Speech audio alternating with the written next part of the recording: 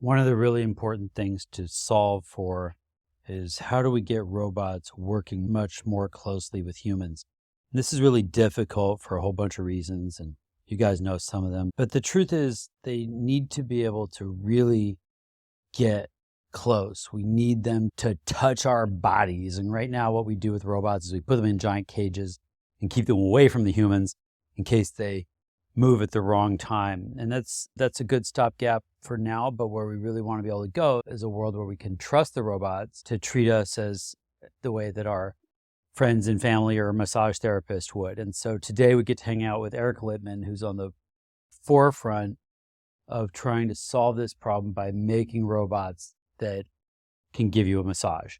And I, for one, have been wanting to do this for years. If you listen to the episode that Ash and I did about the MassageBot 5000. You got kind of a preview.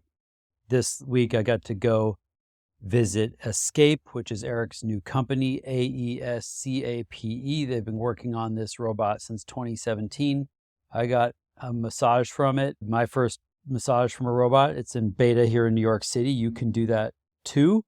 And hopefully soon these robots will be all over the world. And so Eric and I talk about his journey, what caused him to get into doing this, taking this on in the first place, the hard problems that they ran up against, why this is difficult.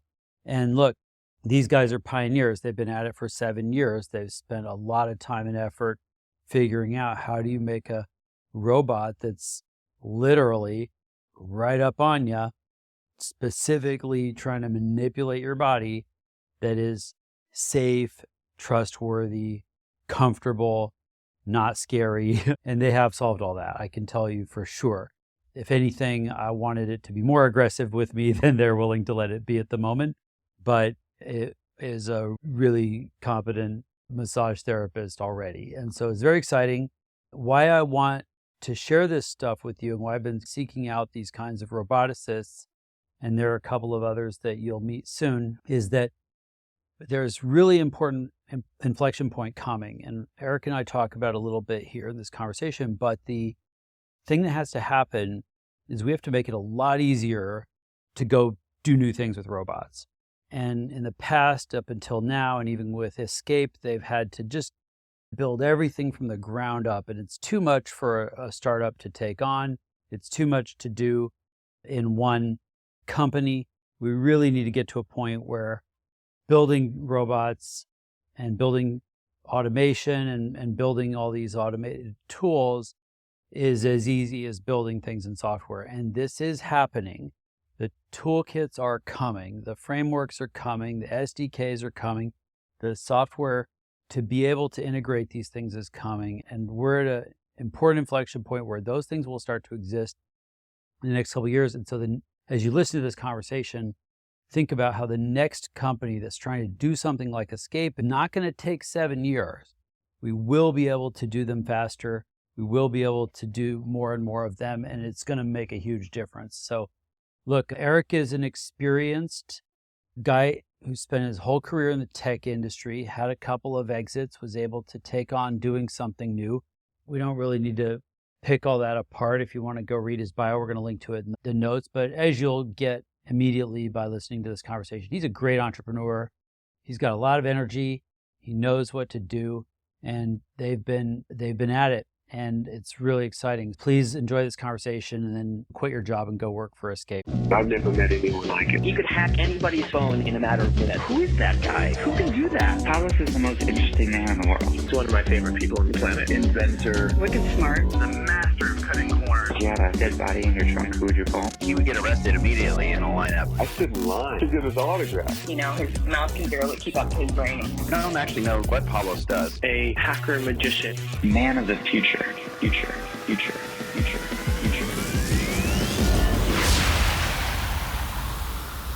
For years, we were trying to make robots to replace the most expensive humans. Yeah. Surgeons, and with things like Roomba as an example, let's replace the least expensive humans. And it makes sense because you get an economy of scale that you don't get with a Da Vinci robot, $6 million and all that. And you're an extension of that because you're building machines that replace folks that we don't really have enough of. Mm-hmm. I think like I'm a massage junkie, so I get a lot of massage, but that's because I can waste a lot of money on massage. And most people couldn't do that, and it's arguable that it's irresponsible for anybody, including me, to do it.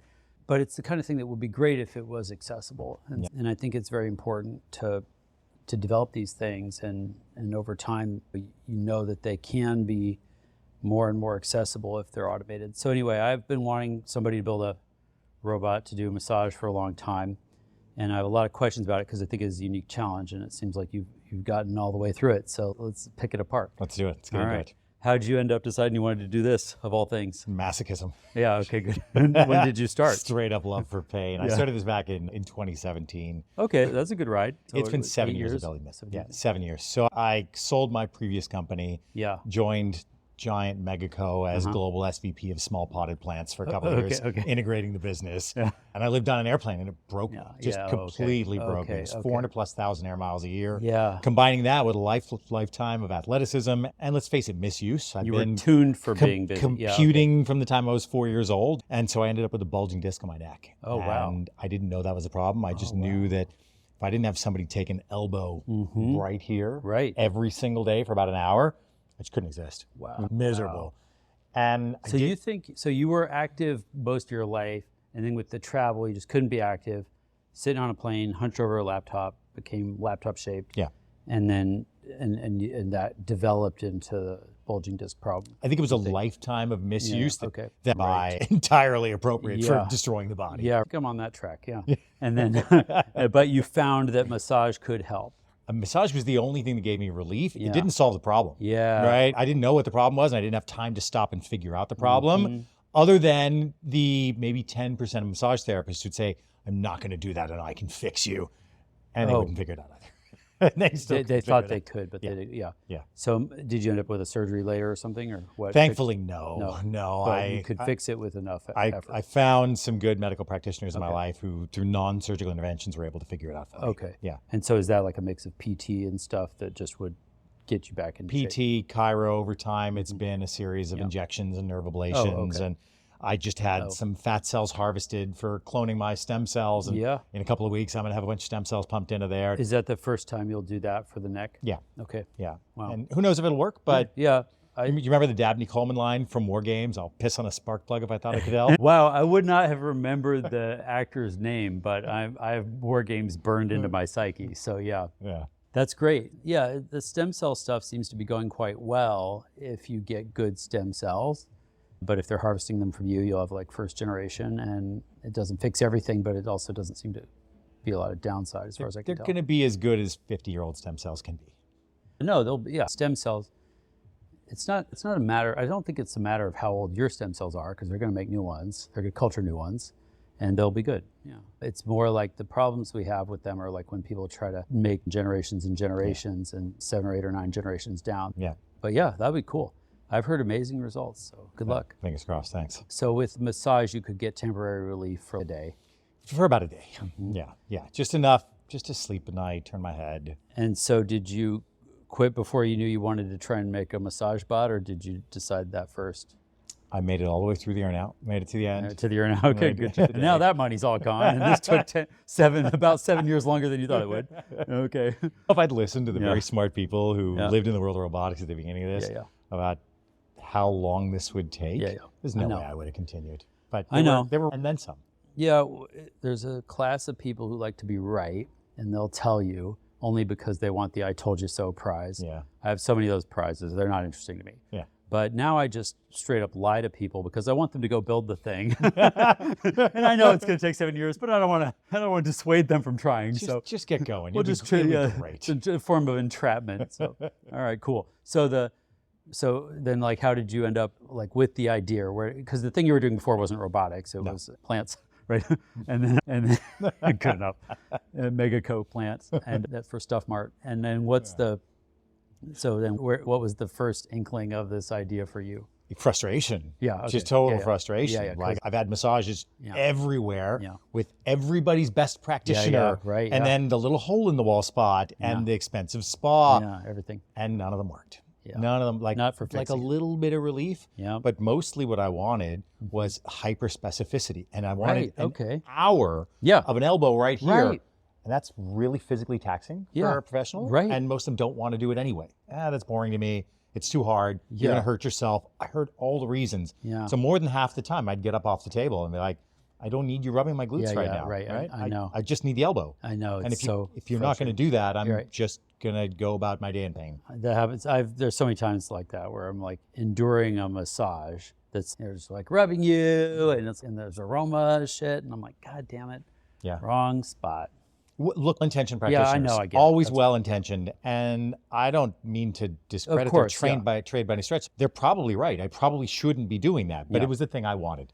And so the spark for this was, look, I'm feeling this. Yeah. I can't be the only one. Yeah, for sure. Right. Scratch an itch. Scratch and Good. itch. Yeah. I'm sure you're not the only one. So then what did you think was going to happen? Just because it's always interesting. Like, thought spend a year, build this thing, get back to my daily life, and I'll have a robot. Like, what did you think? I've been building tech companies long Yeah, enough to know. it wasn't a year. Okay. It's never the case. Okay. No, this was iterative, and it was always Okay. intended to be very iterative. Yeah, right? okay. Put in a little bit of money, Yeah. see what we can do. Yeah. Smoke test, does it work, does it not? Move on to the next milestone. Okay. Earliest on, Yeah. we just demonstrated the fundamental viability that any second-year robotics student can and often does validate, which is, can you take a collaborative robot arm, put it against a body and not have somebody die? Yeah, yeah. That's Okay. that's the first smoke And test. then how many people died before you answered that question? Yeah, I was voted least likely to sue, so I was always the first Okay, one, and all right. thankfully, I Yeah. never died. All right, good. Did that, then we thought like computer scientists and Yeah. said, okay, what's the atomicity of the elements of a massage? It's a massage stroke. How do we characterize those? Let's bring in therapists and let's Okay. ask them about Okay. their trade. Right. So we went through and we interviewed a series of massage therapists and said, describe to us in human understandable, human parsable language, what's a massage? Okay, here's an effleurage stroke. And what is an effleurage? Think about the force profile that you're applying. Think about acceleration and velocity here.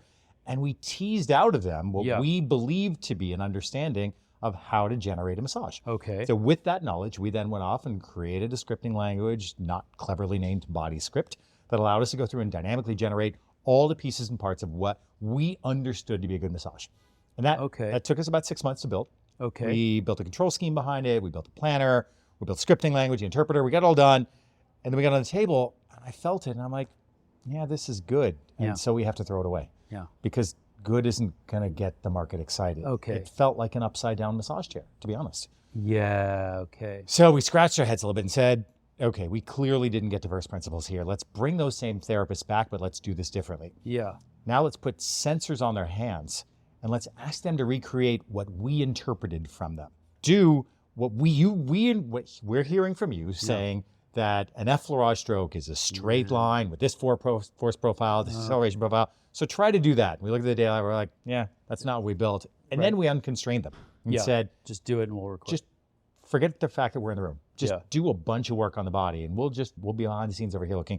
And we looked at that and we said, this is absolutely nothing like what we built. Yeah. And we have to go build that. And that was a hard day. Yeah. We sat down, we had some tequila. Yeah. We looked at each other and said, are we signing up for this? Because that's when it wasn't engineering. That's when it had to go back into scientific discovery. Like building control schemes to work on these squishy, morphologically varied, preference-ridden entities that we all are in autonomous environments, being able to account for all of the vagaries that come across each of those dimensions. That's really hard. Yeah, for sure. Right? Particularly, we live in this country. We know what people here are like. We're proud. We're self-deterministic. And you stick a certain percentage of us in a room with a closed door and an expensive piece of hardware, the edge cases become the norm. Yeah. You have to be able to successfully manage those safely. So that was about a year and a half. And those are some dark days where we just kept twisting and turning on the R&D side, trying to find the right control scheme to make it work. And then when we had the breakthrough, it was just that aha moment of, oh, okay, this is going to work. Okay. Like, yeah, there's a ton of engineering behind it, but So how many years in are you now? We're about 2 years in. 2 years in, okay. Yeah. And you figured out that you could do something that would work. Yeah. There's a real fundamental problem I think a lot of people miss, which is that there is no scanner that captures preference. No. And you mentioned that, and I think and it's something that as personal as massage preference, it varies widely and even so with the machine. Okay, so then going from there, how would you characterize the thing that you figured out that you thought would work? Okay, I want to get back to that. Yeah. But I'm going to speak to what Yeah. you just Sure, said a moment ago. Sometimes when building something very complex, it's easy to get ahead of yourself and overthink the problem. Yeah. And I spent a bunch of time with the head of neurology at Harvard going through understanding how it is we could take human out of the loop. Okay. Make the entire experience sensor driven. Yeah. All we're doing is feeling your body Right. and making characterizations and determinations about what a massage plan should be. Okay. About how to engage with you. Yeah. And we got through 4 or 5 sessions, and in the last one, he was very nice. He stepped back, pulled up a level. He said, Eric, I understand the questions you're asking, but I'm not sure you're asking the right questions. Yeah. He metaphorically pats me on the head, and I'll never forget this line. He says to me, I've dissected just about everything mammalian on this planet, and I've never seen anything in tissue that idiopathically would characterize preference. And it hit me with a ton of bricks. Oh, wow. Amazing. Yeah. Amazing. Great. And so then it occurred to me, we have this remarkably well-trained sensor network lying on the table. Okay. The key product insight there was, how do we then leverage that sensor network Yeah. to be a part of the control loop? And so the 2 tenets that came to us then were information and control. Okay. Empowering people with information about the experience at all times, Yeah. so that they always know what's going to happen. They always feel a sense of awareness that then leads to control, which is agency. Like, Yeah. I can make the changes. I can turn this into the experience that I want it to be. Okay. And the 2 of those, when well exercised, actually exceed the experience of being with a massage therapist. Now, Got it. I would argue you need that to engender trust, right? Yeah. This is an entirely Makes new sense. environment. Yep. It's technology. People inherently have a level, and it varies from person to person, of mistrust with technology relative to an experience with a human, which is interesting, right? Given the predictability of technology relative to the predictability of humans, but that's a whole different social experiment and exercise to go through. And so by empowering people, like letting them know, here's what's going to happen next. Right. Like there's never a moment where it gets up off your body and walks out of the room and has a conversation with somebody else, and you're left wondering, are we done? Right. Should I be doing something? Do I get up off the table? You always are aware, and then having the ability to say, I just don't like that, or I like that a lot and I want more, was the breakthrough. Cool. The real breakthrough. Right. And we'll continue over time to increase sensor fidelity, sensor density in the system to better characterize the environment in which we're working. Yeah. Fundamentally, having you, the person on the table, have agency over that is key to long-term viability of this, or frankly, anything like it. It's probably really true for all kinds of robots that have human interaction. Yeah. I mean, I think a lot of people are struggling with these kinds of things because we've been in this mode where computers, machines, robots are all passive. They wait for you to tell them what to do, and then they do it. Yeah. There's no agency in them. They don't have volition. They can't decide to do something. And that's what's got to change now for them to be useful. But that's where it gets scary, because you don't know what it might decide to do. And so I think you've really hit the nail on the head with one of the main I don't know what you would call that, like one of the main aspects of the modality that matters is for the interaction is that the human needs to feel like they're informed about what's going to happen next, and they get to decide if they want it or to what extent, or if they want to change it or steer it or whatever. And so you figured that out. Okay. It wasn't a direct path to get there. Yeah, I think we eventually know it's always sad, but now you spent years figuring that out, and somebody could just listen to this podcast and then they won't have to. Yeah. Good luck. Or whatever the next robot is. This is a business where I somewhat lovingly joke, in all seriousness, that I wouldn't wish this on an enemy. Just the level of complexity of this is just so high. Yeah, I'm sorry to hear that, because... but I mean that lovingly. I know. love what I do, I know, I get but it. it is just hard. I get it. I keep wanting to believe that it's getting easier. Yeah. And maybe you just hit hopefully the last window in time where it's really that hard, and it's going to get easier. But maybe not. It could be a while. I don't know. We have a lot of robots we need to build. Yeah. We have a lot of things we need to do. They can't all be this hard, or it'll be too slow. There's some good folks out there working on a lot of the fundamental problems. Yeah. Systems integration remains just such a challenge in the category, right? The tooling for systems integration is still weak. There are guys like Elliot up at VM They're doing a good job of building new generations of middleware platforms to help plug things together. Yeah. But there are a whole lot of those problems that still need to be solved that in the software world, they're prolific, right? You have multiple options for doing all sorts of things in software. Yeah. The software to connect to hardware and connect hardware to hardware and software to software in the hardware world is all still, it's still lacking in many ways. All right, somebody fix that. Okay, so then, we got to 2 or 3 years in. Now it's 7. What happened in the last 4 or 5 years? You're a rapacious board member and you demand return. I don't join the board because of that very problem. A whole lot, right? A whole lot. So you get through the scientific discovery and then you start working on the engineering challenges. Okay. And we're really thoughtful about the experience that we build because ultimately you and I can talk about robots all day long and it's fun at parties and obviously for recruiting, we're very much a robotics company. I think we're doing some of the most interesting things in robotics in the world. Consumers don't care about robots. Consumers care about experiences. Yes. And the businesses we deliver to care about a reliable service that delivers economic value for them repeatedly without complexity.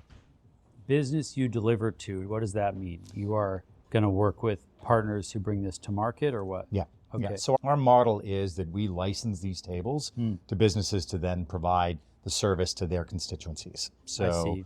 we're launching in just a few weeks here with Equinox and a number of other global hotel partners we've yet to announce. Wow, and great. We're going into corporate offices and professional sports teams and all sorts of places like that. Okay. And then they service the end customer, or as we call them, the member. And why, just out of curiosity, why did you think that it was important to do that versus direct to build your own brand, build your own network of facilities? Is it just a faster way to scale, or what's the reason to do that? Shared infrastructure just creates opportunity for economic advantage. Yeah, and they already have real estate, and you have to deal with all that. And they've created environments where supply knows how to service demand and demand knows how to seek supply. Yeah, okay. Right? So it's just a natural path to market. Separately from that, we are vertically integrating and we are building our own facilities, AESCAPE Studios.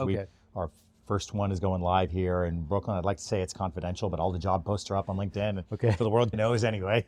Yeah. Why are there jobs? Why are there job posts? Somebody still has to run it. What does that person do? What does that do? They engage with members. They help to guide the experience. They help to ensure that people have a great, successful massage. Probably wise, as McDonald's has been stuck in that interim phase for 40 years now, where they have a person hanging out because of that logic, even though the person probably isn't strictly necessary. But increasingly, they're helping to fix the edge problem that exists in so many businesses. I get it. And it's not just labor availability, it's quality of experience, being able to normalize that and ensure that everybody that comes in knows exactly what they're going to get. Yeah, so you would want that person to be, probably a single person could run an operation with 8 or 20 of these robots, and there's just a person there to greet you, make sure that if it's your first time, you go to door number 5. If you have any questions, they're answered. Someone smiles at you. Exactly. Okay. Yeah. And so you would probably want, is it politically incorrect to say like Red Girls or something? Somebody who's like really friendly and outgoing and makes people feel comfortable. Like that's what you'd be looking for. Yeah, we want smart, people. thoughtful people who can create an environment of hospitality. Okay. All right. Yeah. And then I guess there's a little bit of robot maintenance. Spray the machine down. That's it. And you clean it between clean a machine, reboot it now and then when crowd strikes. I'm kidding. Fortunately, there's run the system up. Thankfully, there's not much Windows on robots, and I think it's one of the things that makes me very optimistic about the future. Okay, so the idea now is you guys are in the business of we design, build, support these machines. We have customers like Equinox. They're going to deploy them in hotels, and you're going to be focused on just growing manufacturing or using off-the-shelf robot arms, or how much of this do you have to do? There's a lot to do. Lot. Yeah, there's a lot. Yeah. There's a global supply chain to manage here, and all the facilities where parts are made and things are tooled and other components are assembled. Yeah. Yeah. So you couldn't really just use an off-the-shelf robot arm. You have to build something. This is a very mission-specific application. Yeah. One of a lot of people don't appreciate that robots to date largely running cages. Yeah.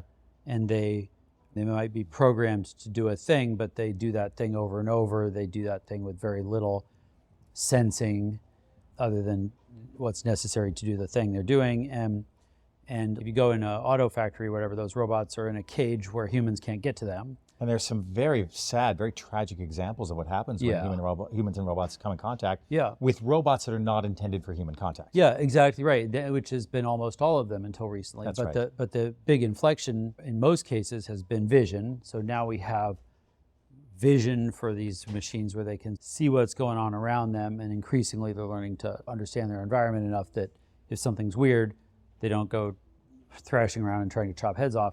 They just stop doing what they're doing. Vision's an unlock. The other one is effective torque sensing in the arms. Okay. So that they can sense when they're coming in contact with objects. So a big part of what you do must be based on that. Yeah. Yeah, because vision would make it really, vision doesn't really help you figure out how hard are you pressing on a muscle. So when you are pushing on a body, you're using that torque sensing to figure out what's the total amount of force I'm putting on this spot. And if the person breathes deeply or flexes or whatever and makes that increase, you still can adjust for that and keep it consistent. And compliant. Yeah. And then is there a sensor in this thing that finds bones and avoids them? Or are you doing that with just a model from a image? We do a lot. Yeah. So we're creating a model of your body from overhead sensors. Yeah.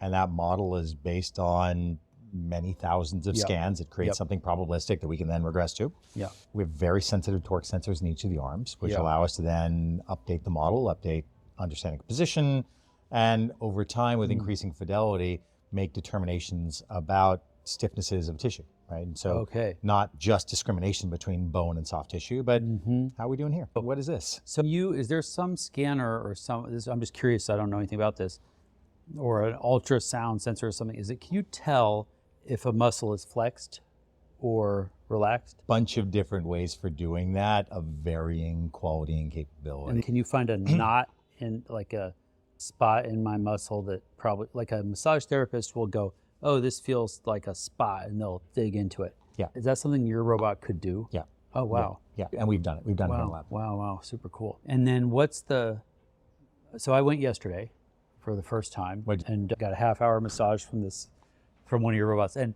it's really there's a lot I did go in. I was surprised to find that I was in what looked like a really normal massage therapist studio or whatever. What were you expecting? I was expecting a robot, but there was a human there.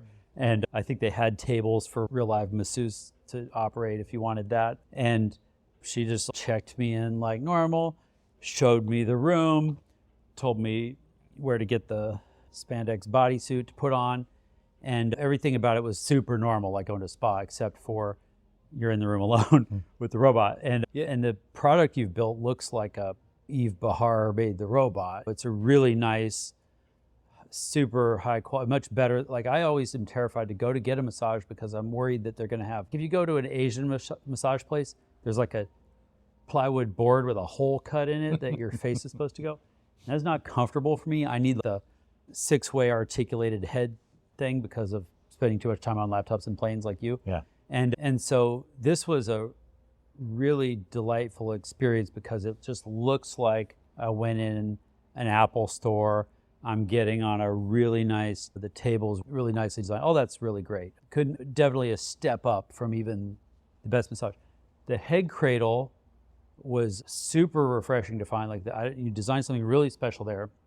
I did want it to tilt, which it doesn't do, but I loved that once I figured out, I can move this. I was really stoked about that. Even the way the footrest is powered and you can move it, that's all super cool. And then the other impressions I have, like the way your arms lay on the big ring around there, having the screen there in front of you the whole time, just as you were describing, have the user know what's coming. I got that to-do list on the left, that's amazing. I've got the pressure control on the right, which I immediately jacked all the way up. And then the thing, I think, my guess is that, so right now you have it set to, or at least mine was set to do like my back, just my back from like upper back down through like glutes, and which is great because I want that. And I think that the thing was highly optimized to be super predictable, very comfortable, not scary at all. There was no moment in there where I feel more scared of real massage therapists than this thing. So it's very friendly, but I do think it's holding back. Oh, it is. Yeah. It absolutely, it is. Okay. Yeah. And so what is the rationale there? You're at an early stage and you just want people to have a good experience and then work their way up from there, or because it's not doing arms and legs, it's not doing my neck, which is a huge one for me and for you. Yeah. So is it because you can't or don't want to, or it's too scary or too early, or where's it at? Here's the good news. Yeah. What you experience right now Yeah. is the worst it will ever be. Yeah. Right? Right. And you can say that at any point in time about softer for products sure. and this in particular. We've optimized the early experience here for familiarity and comfort. Yeah. We don't want to do anything terribly vanguard just yet. Yeah. Because we just don't think the market's there for it. Yeah, fair enough. We think consumers will get there quickly.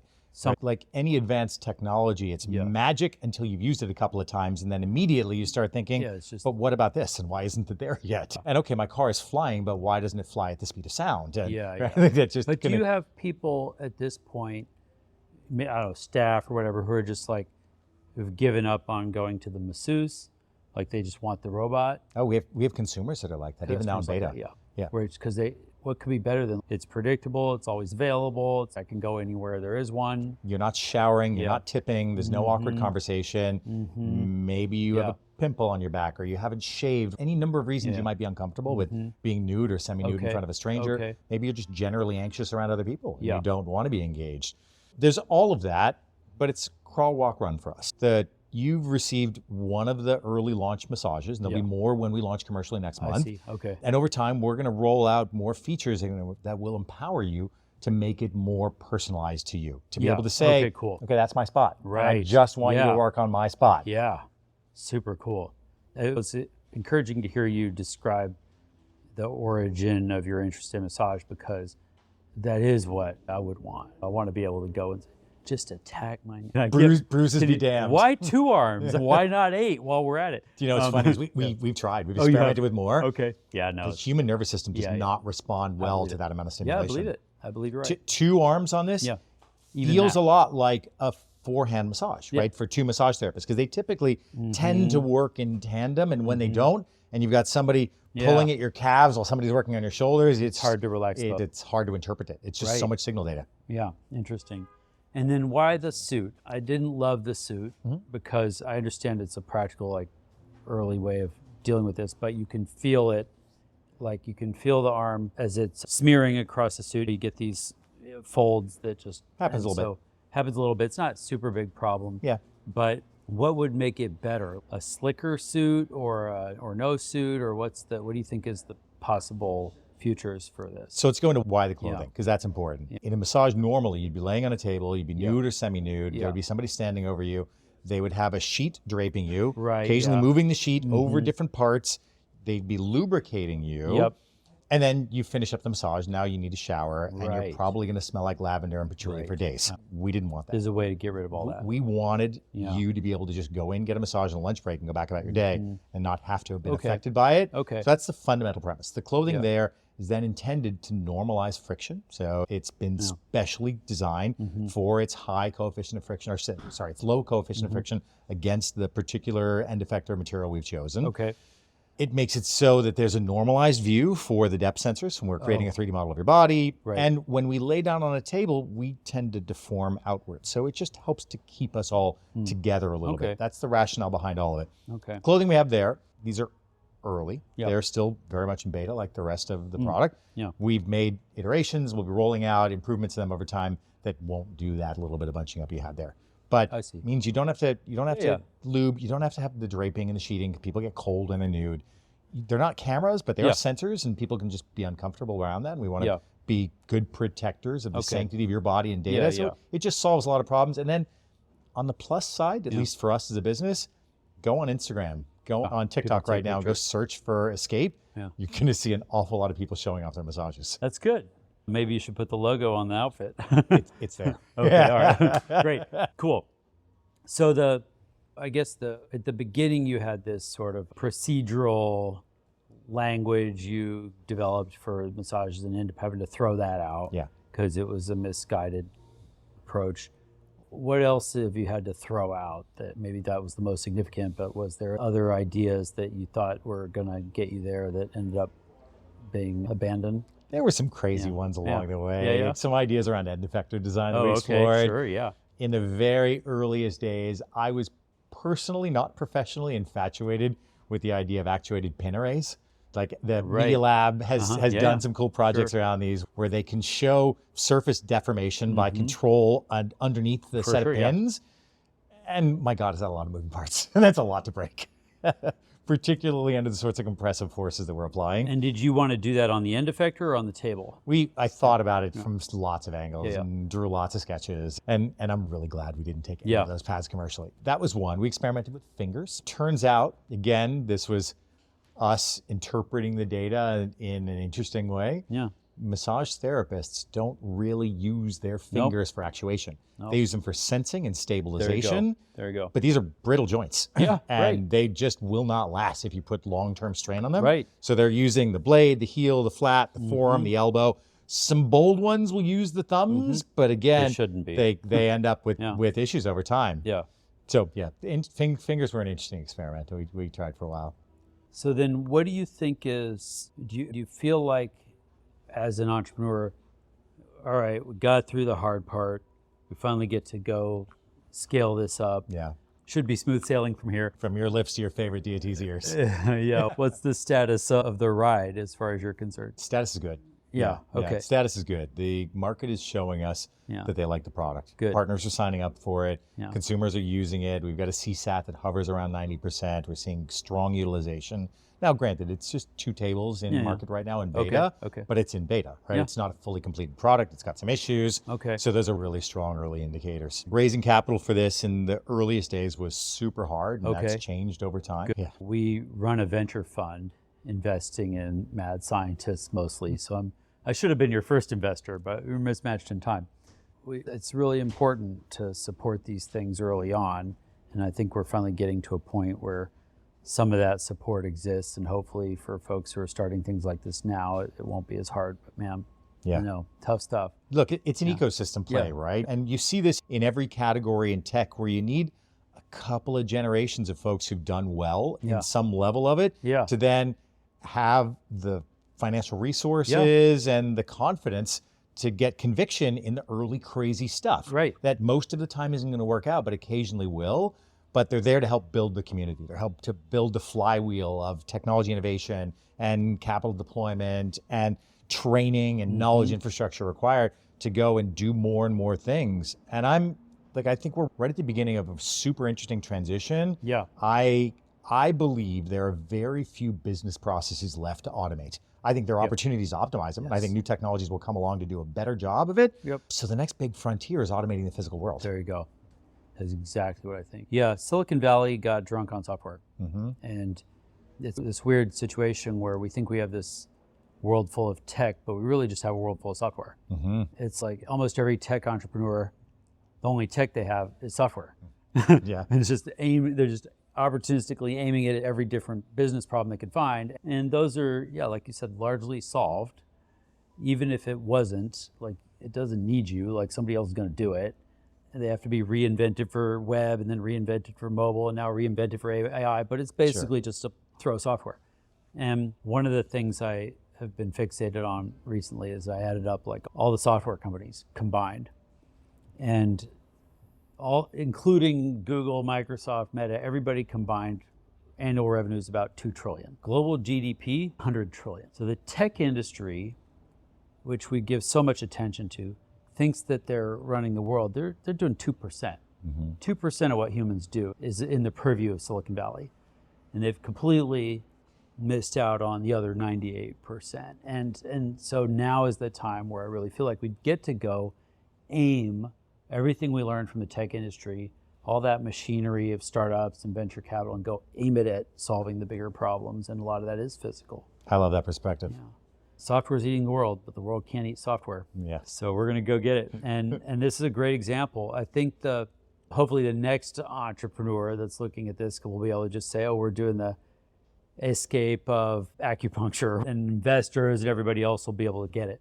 And as an example to point to, there are success stories there. Yeah. Yeah. Hopefully we see a lot of that.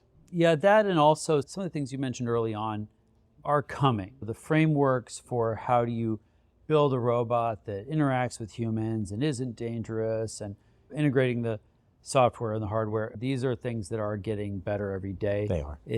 You unfortunately got a start before you could benefit from that as much, but I think anyone starting today will find that a lot of those things are coming. And I think that will be true of every today as time progresses, for sure. Yeah, that's self-fulfilling prophecy. Yeah. And then from a consumer's perspective, when should they expect to find this thing? Is it going to be just New York for a while, or what's the rollout look like? It's live in New York right now. Live in New York. If you want to come and get a massage today, you can go download the AESCAPE app, go book it immediately. Cool. We go live with... Is it 24/7?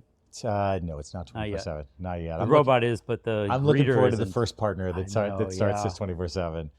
I will be the first one to book a massage at 3 o'clock in the morning just to do it. Yeah. I'm sold on that, man. Can you imagine? Yeah. That'd be so good. There's even how about just at 6 in the morning? Plus, since COVID, like New York City is not like New York City. It's not a 24-hour city. No. You can barely find anything but pizza after midnight. It's harsh. It's so true. And there's certainly nothing to do. And so I think will be a huge boon. I would say don't even open during the day. Just open in the middle of the night. Like you should start with, this is a nighttime massage only. That might be a different business. And then I have to ask, when is the happy ending coming? Yeah, it wouldn't be a conversation about us without that question coming up. I'm just trying to desensitize you to it. Yeah, it happens every day. Listen, okay. All right. The right answer to this is we hope everybody's happy when they get to good answer. You don't have to comment on this, but I will. I think there's a huge mismatch in society on supply and demand for sex, and I think we need robots to fill in the gap. It doesn't have to be your problem. I don't. There's so many ways that we can take that conversation, all of which are interesting intellectual exercises. Yeah. Professionally, you don't need it. It's a different business. Yeah, it's a different business. It's a different business, but I do see that there will be a tremendous amount of innovation there. My hope is that in our desire to fulfill desires, we collectively don't lose sight of the most fundamental need of our species, which is propagate, and you need the human connection to do that. And just creating a connection with a robot isn't going to solve that. But I think you could apply that logic to lots of the other things people do out of desire. And that's everything from just food. Some people are obsessed with food. Some people are obsessed with video games. Some people are watching season 14 again, like whatever. There's like a lot of things that humans are wasting a lot of time and attention on that take them away from building those human connections, and on all the things they do for sex too that could be characterized that way. And I think there's like with all of these things, there's a maturation cycle we have to go through. It's like at first we overdo it, like we are probably in like junior high with social media, like we overdid it. We haven't yet learned like how much is too much, how much is not enough. Whereas like with alcohol and cigarettes, we all go through that and usually land somewhere reasonable. And we just have to get there with Netflix, and we have to get there with Instagram, and we have to get there with robots that do massage and eventually other things. But you may really be the kingpin that opens up a lot of these possibilities, because this is really the first robot made for nonstop human physical connection. I don't know of another example. There's things like exoskeletons that aren't very scaled, and then maybe some prosthetics as well, prosthetic arms and things. But by and large, like for most people, this may end up being the first robot they have a physical relationship with. I think if you look back at the anthropological development of man, right? The things we remember from grade school of something predating the Australopithecine all the way up through Homo erectus and now us in all of our glory. Yeah. I suspect that AESCAPE will be on a similar timeline for human-robot interaction. Yeah, it's a really interesting, really important one. Anything that we didn't talk about that's an important part of this story? I think what really matters here is, let's break this down in a couple areas, because we'll talk about different viewer audiences and who this might appeal to, but we've touched on a few. We've talked about the entrepreneurialism side, we've talked about the robotics side. and then we've had some fun meandering in others. On the entrepreneurship side, there's never been a better time to start a company automating the physical world. Yeah, that's right. And there are so many advantages to the businesses that start now and can define a foothold in a given category. Super pro robot companies today, much more than I would have been 7 years ago when I started this. So if you're out there and you're thinking about starting something in robotics and you've got a good idea with a real market opportunity and not the entropic robots for roboticists that people have been building over time, but where you're really automating something that delivers real human value, go do it. Now is a great time. So I can't underscore how bullish I am on that. I'm with you. We keep seeing, I have a buddy who I record some conversations with for the podcast, and so just us bullshitting about ideas that we want other people to go build. And one of them was massage robot, and then we found you.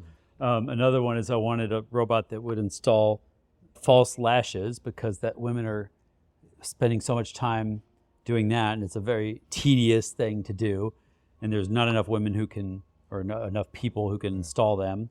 So I found somebody who's doing that. Yeah, there's someone doing that.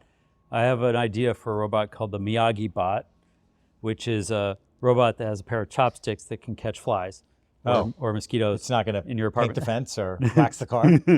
No, it doesn't do those things. It only catches flies. And which is a descendant of a robot we built that finds mosquitoes and shoots them down with lasers. Yeah, I'd fund that. Yeah, I know. That one's very popular, and it works fine, except that the laser is still too expensive for most There's models. also the pesky problem of the holes in all of your walls and furniture. The holes in the walls, but nobody minds that. Yeah, it's an interesting one that people like. But anyways, okay, so build a robot company now. I think, and one thing I always like to point out, I don't know exactly what your experience was before, but I think it is the software people who have to do this, because by definition, almost nobody's built robot companies except for the few who have. So we need new people to do it. The people who built software companies are the only ones who, in one lifetime, experienced, have an idea, test it, build it, ship it, scale it, sell it, all in one lifetime. Maybe sometimes 2 or 3 times. If you work in any other industry, you inherited an industry that came before you were born. If you were working at, I don't know, an insurance company or an auto manufacturer or any of these things, you weren't there for the life cycle. You're there for chapter 37, and the first 36 chapters were before you were born. So those are not people who I think are tuned for imagining doing new things and doing a good job of it. The software people are the ones who've done it. So I think people should go make a software company as like practice, but then go build a robot company and take on a bigger problem, a physical problem, things that are waiting to be accomplished. I'm on board with that. And look, I think there's also a gap in the school programs that are training roboticists today. Oh, yeah. I see so many brilliant engineers with good mechanical background, good algo background, just don't know how to write software. Oh, yeah. You don't, right? And almost everything you do in building a commercial robot is writing software. Is going to be writing software. Yeah, and it's an interesting point, because it is also the kind of software where the details matter a lot, and we're at this kind of weird inflection point where everybody writing software is using LLMs to help them write the software, and then just unit testing. And it works good enough. Who knows how it works? I don't know. And so we're at this point where like software developers, as we know them, are an endangered species, I think. But for robotics, we actually need people who actually understand and know how the code works, because you have very fine performance requirements and things. And if it moves the wrong way at the wrong time, it could just chop your head off. So I think that leaving that to ChatGPT to operate is probably unwise. And so if you actually know how to write software, you are one of the people who is most valuable 100%. To robotics. Yeah. And no more PHP apps for e-commerce. Get out here and build robots. That's it. Yeah, okay, cool. Anything that's useful for you guys? You need more people to hire? Do you need more actual good software developers? We're always looking for great people. All right, cool. Always. So people in robotics who can code. Yeah, good. If you're in robotics and you can code, come work for AESCAPE, and then spin out and build a Miyagi bot or something later. There we go. All right, cool. I might even help to fund it. Yeah, yeah, depending on how this goes. Yeah, we got to get a lot of these things out there. Yeah. You could make so many of these robots and keep them busy. Yes. Like I'm guessing, I don't know, what's like the US market? It's got to be like 100,000 robots or something. The category for massage right now, and this is totally unoptimized, it's about $20 billion a year in the US. Wow. 1 in 5 US adults got a massage in the last 12 months. We think there's a doubling of that number for all the people who don't want to get a massage from a person but would get a massage. And then we think when you fix all the periphery, just booking, product marketing, consistency, like just a lot of the stuff that prevents people from doing it more frequently, then you'd grow the market inherently. So and now all of that, you can get through almost all of that without even offering a cost reduction. Like in the US, massages, I would say I usually pay $75 to $100 an hour. Yeah, the average. Yeah. Depending, you've got some folks that bring the market down because there's some low-cost players. There's low-cost players, but if you're going to like Chinatown, it's different. But you're also getting something different. Nationwide average is closer to that $100 mark. Yeah, nationwide average. So even if you didn't bring that price down, you're probably looking at a market that's at least a few tens of billions in the U.S. And we'd love to continue to democratize this more, right? As we can bring the cost of our own componentry down, we'd love to have more people get more massages because they can afford it. That for sure, and that's got to be the long-term goal. But you have to subsidize these things with rich people. Yeah. I guess I'll ask you because it must come up. What do you think massage therapists should do when a robot takes over their job? I don't think it takes over anybody's job. Yeah. So there's like in so many labor categories, there's a massive labor gap right now. Yeah. There are over 30,000 open job positions for massage therapists in the US right now. And that number is growing at an annualized about 30% rate. The massage schools just are not graduating people. People are choosing not to go into this as a profession, and consumers are demanding more massage than ever. So I think what we get to do is we get to normalize the baseline level of service that people will expect. Yeah. And I think really great massage therapists who can build a deep connection and do a lot of the stuff that we're not going to do, I think they get to charge more money. And do the targeted stuff. And they can use us as a tool in their practice to help candidly extend their careers. Yeah, right? It's about a 7-year average career span for massage therapists because it's incredibly taxing on the body. It's hard on the wrist. It's hard on the lower back. It's challenging to go through the economic cycle of I work for someone, they take too much of a cut, so now I go out on my own, but no upward mobility. Now I'm not a massage therapist anymore, I'm a small business person, and I have to manage all of that complexity, so then I go back, and people cycle through that, and it burns them out. So if there's a tool where they can be the Yoda of the body, they're the ones who can guide and direct the care, deeply understand you, do a lot of the peripheral stuff we're not gonna go anywhere near, and then in between direct you to a tool that they're defining, where they're saying, here's the protocol I want you to go get and do this once a week for the next 2 weeks and then come back to me for a longer, more in-depth session. All of a sudden, they're evolving much more into the role of care coordinator that we're seeing so much in healthcare. Yeah, I see that with a doctor of physical therapy or something is acting that way. Is there do you have a sense of what's the number of people working as massage therapists in the U.S.? Do you have some rough order of magnitude on that? I don't remember the exact recent number. I think it's somewhere in the order of about 300,000. Okay, so 300,000. That's probably so. If you were going to displace them, you'd need 100,000 robots, and that would take years and years to get to probably. And that's not counting growing the market, things like we talked about. So, yeah, I think this is one of the things people get a little too wound up about. They think we're going to put all these people out of business overnight. That is obviously not true. It takes a long time to make these transitions. It's taken 7 years to displace 0 massage therapists so far. And it's going to take a lot of time to put a dent in the market so people can see it coming.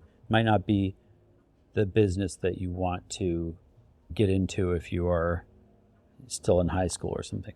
I don't know. The world needs more people who can provide real direct care. Yeah, maybe right. I think human connection, as we talked about a few minutes ago, is incredibly important, especially in a world where that minimizes as we get more reliant upon technology. Yeah. I don't think it's a bad career at all. I just think if you're going into it, you need to understand the complexities of the business and find your way to personal sanctity. I've had a lot of experiences like that with massage therapists who I liked, but they just couldn't figure out the business part of it. Yeah. And couldn't keep doing it. And I think for people who, even whether it's this or any other job where you feel like a machine is taking over your work, a lot of times, like, what we really need people for is that human connection. Like, do the things the robots suck at, and try to help. We're in some kind of epidemic with people not feeling like they're part of humanity even. And so we do need people to help fill that gap. Cool. So if you could have any technology that would help make this better that doesn't exist, what would it be? What do you wish? Some magical, non-invasive, non-ionizing scanner that gives me an in-depth view of the interior of your body, real time, at a cost and price point that I could integrate into every one of my robots without increasing the cost of my service to the consumer. All right, I'll get on it. Outstanding. I think I know how to do that. We have to work on that. Okay, yeah, that would be a good one. Yeah, we need something that can do what an MRI does in real time, but without giant magnets. And lots of cooling equipment and huge amounts of power. Yeah, all the magnets sort of drive that. But yeah, I'm excited about this thing taking off. Thank you. I really hope that you guys do well from here and that all the struggle was worth it. We get people excited about robots. We're feeling good. Thanks a lot. All right, thanks, man.